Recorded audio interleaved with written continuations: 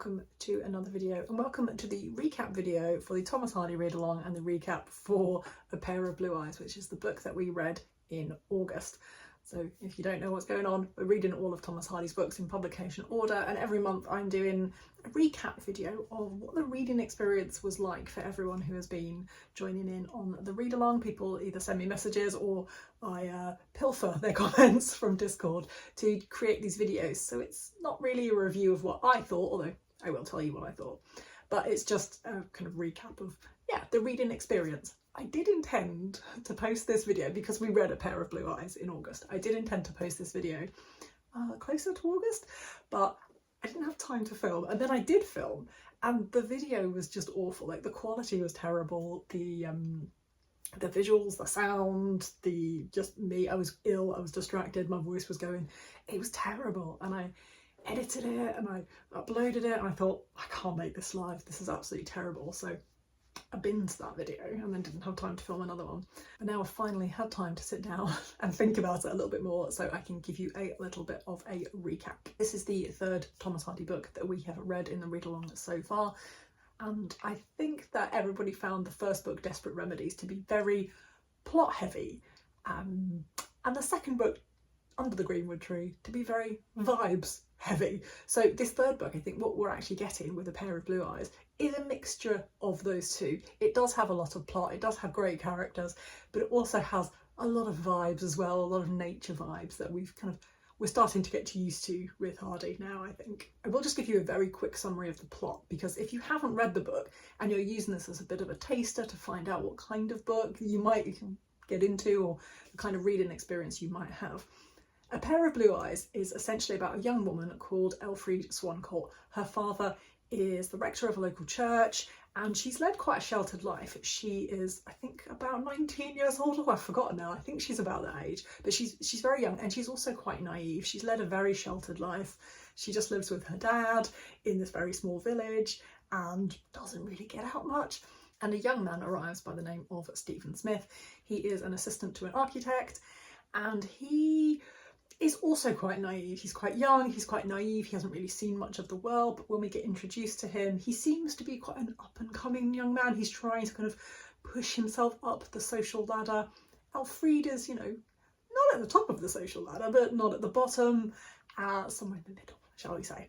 And there's also another young man by the name of Henry Knight. Now, he is a kind of man of the world. He lives in London, he kind of works in a kind of literary world. He's educated Stephen. He's a little bit older than the two of them, but still very, very naive. And what you have essentially in this story is a love triangle between these three. They're all quite naive people, and they all have really set expectations and ideas about society and themselves and their place in it and each other as well.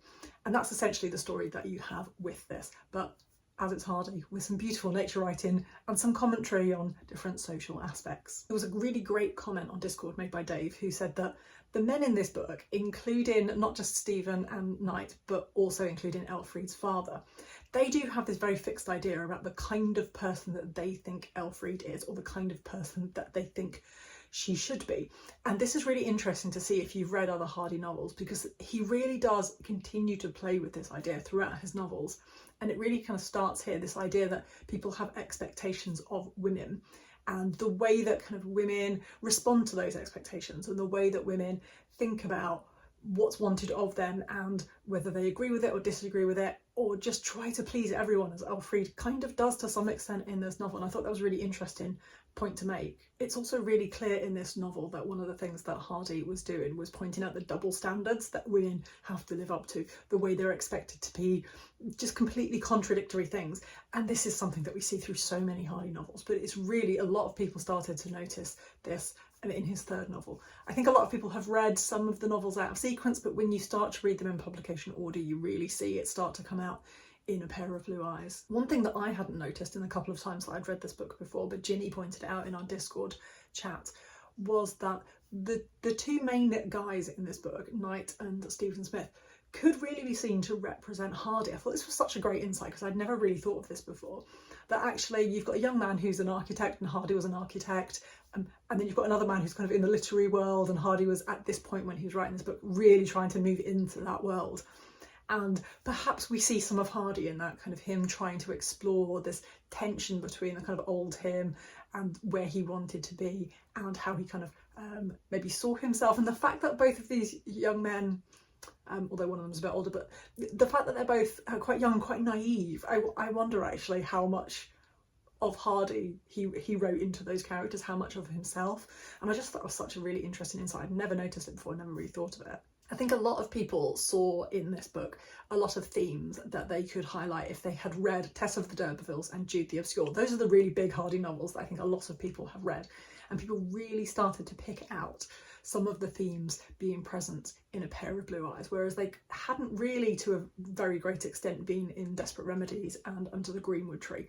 A Pair of Blue Eyes is really where we start to see that. So those people who'd already read those like really big novels, this is where they kind of really started to come alive for them. One thing that came out in our discussion, and we talked about this a lot actually, was spoilers in classics. And the reason this came out is that I think a lot of people who have read a lot of classics know that you don't read the introduction before you read the book, because they always spoil it. I don't know why they don't just include it as an afterward, because it's not really an introduction when you are telling the entire story. I think they have this assumption that people have already read these classics, but that's not true.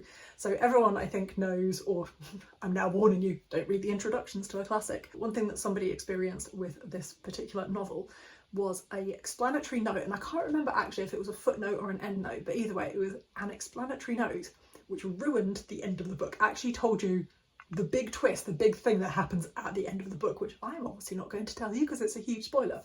But it really does change the entire way you read the novel when you know this thing that happens at the end. So I don't know how to warn people for just don't read footnotes as well, because you'd think that actually you would be safe and you could probably read a note to a book and it wouldn't ruin everything, because the notes are supposed to enhance your reading experience. But I just thought I would mention that because it's something that came out in our discussion and it was just really interesting. I hadn't considered before that actually sometimes notes can also be a big problem. I would really love to direct you towards a video that Candy did over at her channel, The Great Literary Rabbit Hole. She did a really thorough review of A Pair of Blue Eyes. Absolutely fascinating. These videos are just a recap of our reading experience, so they're not actually a review. So if you want a really in-depth review, I will drop a link in the description box below. I will also drop a link to all of the other videos related to this read along as well, so there'll be lots of stuff in there. You can go and have a look, and if you're just now finding out about this and want to join in, there's links to the Patreon and Discord channel, all those kinds of things in the description box below as well. Now, on the poll that I put on Discord, which I'm doing after every book, where I asked people kind of just generally what they thought of the book, nobody said they hated it, so that's really good. 2 people said that they DNF'd it, which is fair enough if it wasn't for you. And I think there was 8, let me just look at my notes, I think it was 8. There were 8 people who either loved it or liked it, which I think is actually a pretty good, I think that's a pretty good odds, I think. For me, I think out of the 3 books that we've read so far, so I'm ranking kind of my experience of having, you know, all of these books I've read before, but the reread of this, I think that I would probably put A Pair of Blue Eyes second out of the 3 books. So I would probably actually put Desperate Remedies at the bottom. I do like it, but as in it's quite a quick page turner, but it's really over dramatic and it doesn't really have a lot of character development, and there's not enough vibes, frankly. Too much plot, not enough vibes for me. And I would actually put A Pair of Blue Eyes second, and I would still put Under the Greenwood Tree first. I just love Hardy's nature writing, and I love the characters, and I love the humour actually. In October we are reading The Hand of Ethelberta, which is an interesting book because coming after the book that we're reading in September, which is Far from the Madding Crowd, which is one of Hardy's most well-known novels, I think. We've got one that actually isn't very well known. The Hand of Ethelberta, I'm going to say it's not a very popular Hardy novel, but it's the only novel that he set out to write as a comedy. So I will be doing a whole introductory video. I'm going to try and read a little bit of it before I do that to refresh my memory, because I've only read it once before and I need to kind of remind myself. But I will be doing an introductory video to that where I can kind of tease a little bit of the information about the book out, just to let you know what kind of book it is. If you want to read it for October, I can let you know some of the prompts that it's going to match for that as well.